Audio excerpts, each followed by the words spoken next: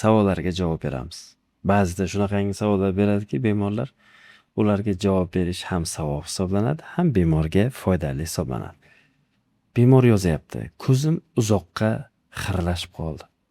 Avval ko'rishim yaxshi edi. Yoshim 20 da. Uzoqni ko'rishga xiralashyapti. Doskalarni yaxshi ko'rmayapman. Endi nima qilishim kerak deyapti. Ko'zonak taqishim shartmi?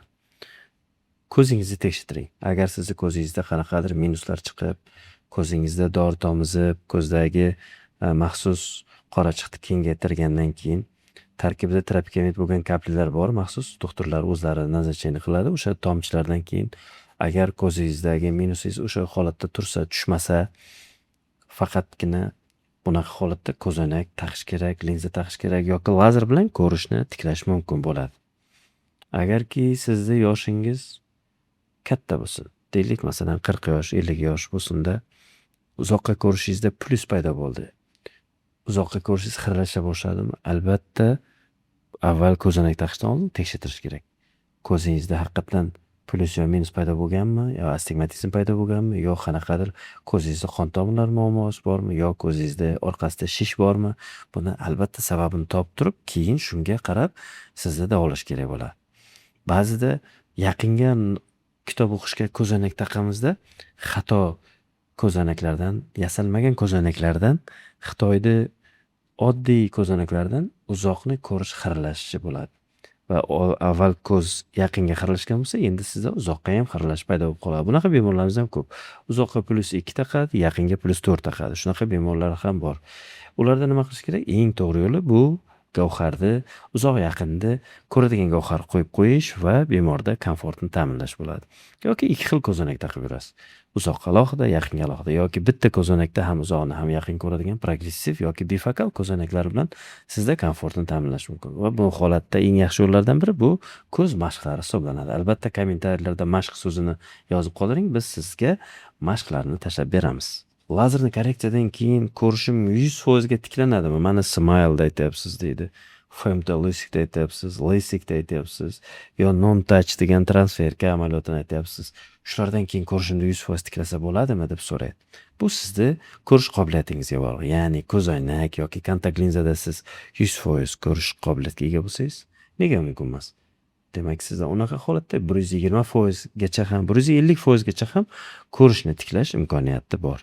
Agar siz ko'zonak taqmagan bo'lsangiz, yoshligingizdan ko'zingiz dangasi bo'lib qolgan bo'lsa, uyalib taqib yurmagan bo'lsangiz, achkida borig'i 30-40% ko'rsangiz, ya'ni tablitsadan 3 qator, 4 qator ko'rsangiz, siz 100% natijani kutmang. Chunki yoshligingizdan 100% ko'rgan emassiz.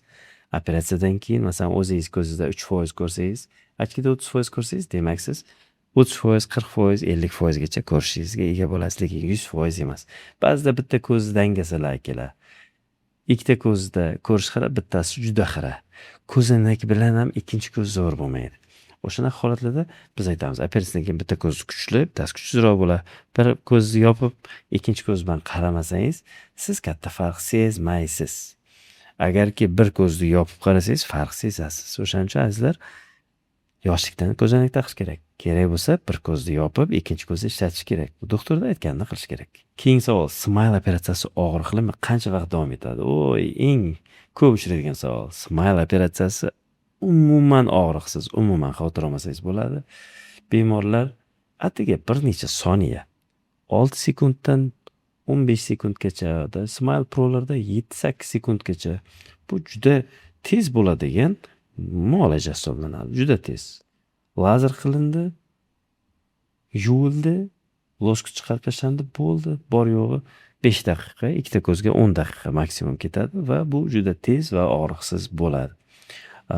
Bemorlarimizdan so'rasangiz bo'ladi. Smile qildirgan bemorlar ko'pchilik aytadi, operatsiya shu ham operatsiyami? Hech narsani sezmam. Bu kunisidan xursand bo'ladi. Даже ba'zi kuni bitta samarqandlik bemorimizdan so'ram, qanday dedim? Operatsiyadan bir 2 soatmi, 3 soat o'tgan. O'zi men yaxshi ko'rishni boshladim deydi. Xursand bo'lib, qiz bola edi, -8mi, -9mi.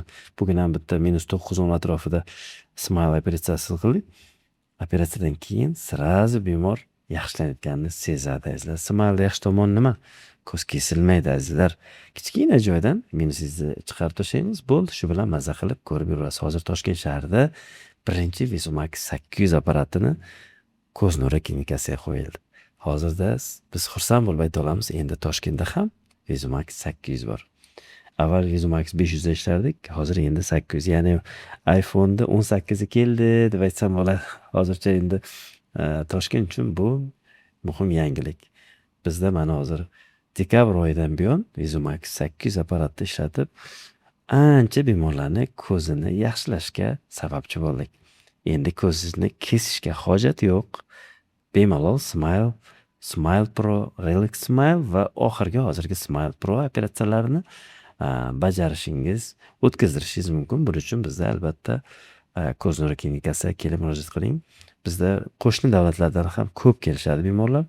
Chunki Smile Pro butun dunyo bo'yicha eng oxirgi usullardan biri hisoblanadi va bu usulda tez va og'riqsiz bo'ladi. Ko'z kesilmaydi.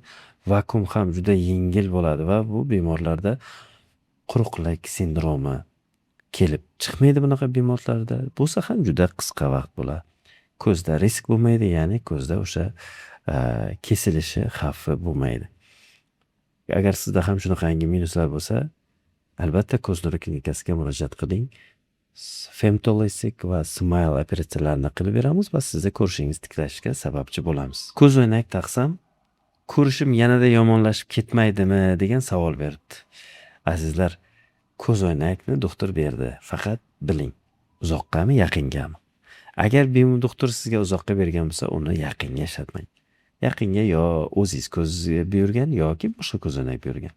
Agar sizga yaqinga ko'z o'ynak bergan bo'lsa, kitob o'qishga siz u bilan odamning yuziga qaramang, faqat o'qishga ishlating. Ayniqsa plyusi borlar katalogida +05, +0.75, bir 40 yosh atrofida, 45 yosh atrofida bersa, shu bilan qaraydi-da, uzoqqa sekin-sekin uzoqni ham ko'rishni qilib qo'yadi. Ba'zida keladi, doktor, meni ochkini buyurgan, men shu joyda 2 yil bo'ldi, endi uzoqman xira bo'lib qoldi dedi. Shunday qarab, opa, aka, bu ko'zoynak sizga o'qishga bergan, siz nega buni taqib yuribsiz desa, shuni taqsam kattaroq ko'rsatdi-da deydi. Azizlar, u noto'g'ri. Agar sizga doktor o'qishga yozib berdimi, ergashganevga o'xshab bunday ustidan qaraysiz-da, usti bilan uzoqqa qarang. Ochki bilan qaramang. Endi siz uzoqqa -2 taqasiz. Shunda olib tashingda, o'zingizni ko'z bilan o'qing, maza qilib o'qiysiz. Ko'zingizni qiynamang. Astigmatizm bo'lganlarda uzoq yaqinga ko'pincha yo alohida yoki bitta ko'zoynak beriladi.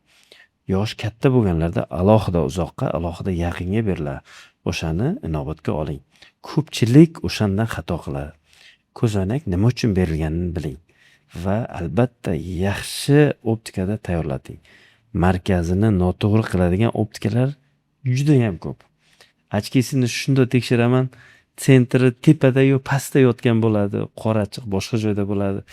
Bola qiynalib yurgan bo'ladi. Ko'rib turib, nima deysiz endi? Shunaqangi optikalar bor. Hozircha bizda bu narsa sistemamiz yaxshi emas. Vaqt kelib u ham inshaalloh yaxshi bo'ladi.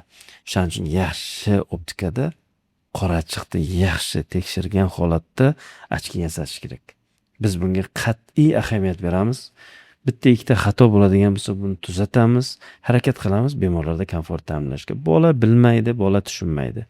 Shuning uchun azizlar, yaxshi ko'z klinikasida optika tanlash kerak, optikada ochki tanlash kerak. Shuning uchun azizlar, yaxshi ko'z doktori tanlab ochki tanlash kerak. Optometriya sohasi alohida bu. Ba'zi ko'z doktorlar yaxshi ochki tanlay olmaydi. Bu optometrist emas, u doktor xirurg bo'lish mumkin, u doktor. U ko'z doktorimiz boshqa sohalar mutaxassis bo'lish mumkin, lekin ochki bo'yicha alohida ko'z doktori, optometrist shug'ullanadi. Bizning klinikada ham maxsus optometristlar bor. Hamma optometriya bilan shug'ullana olmaydi. Hammaning qobiliyati bo'lmaydi. Shuning uchun azizlar, to'g'ri tekshirish kerak va to'g'ri ko'zoynak olish kerak. Ko'z nuri klinikasidan doktor Hikmatullo siz uchun maxsus tayyorlanmasdan gapirib berdi. O'zingizda asrang. Savollar bo'lsa direktda qoldiring va biz sizning savollaringizga javob berishga harakat qilamiz. Sog' bo'ling.